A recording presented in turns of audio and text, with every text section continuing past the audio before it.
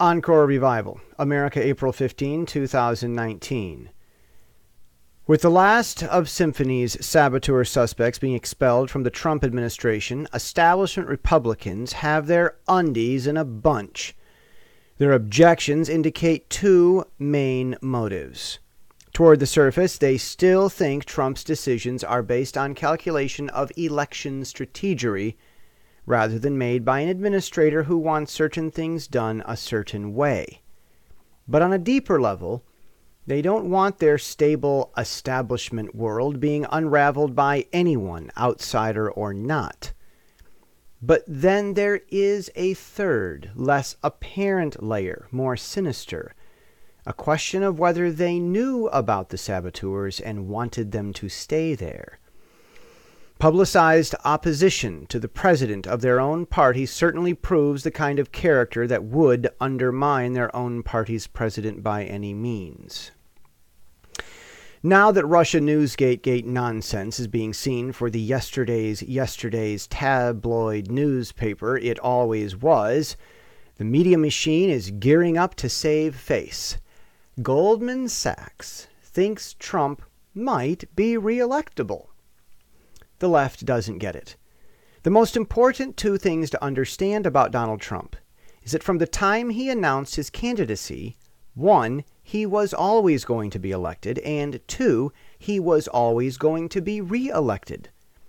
Those two things aren't obvious to people who don't understand Donald Trump. Democratically controlled sanctuary cities have been working, as they purport, to be a safe haven for immigrants. The kinds of immigrants they seek to protect, as they purport, will be helpful to their communities and to the nation. Now, they have a splendid and long hoped for hope of seeing their hard efforts pay off.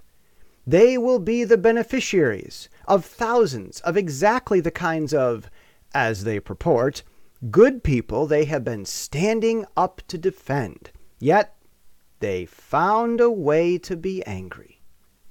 If the Trump administration were to send immigrants to the very cities hoping to be sanctuaries for them, wouldn't that be a good thing?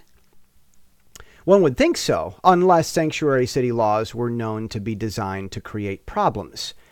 By objecting to getting what they wanted, Democrats imply that they know something that they purport everyone else doesn't. Is there something wrong about sanctuary city laws that their Democratic leaders aren't telling us? The rest of America and the flyover counties, the rural areas that the Democratic cosmopolitans turn their noses up at, the conservatives who grow everyone's food and cling to their guns and religion, they were suspicious about sanctuary city laws. They thought it might be a bad idea.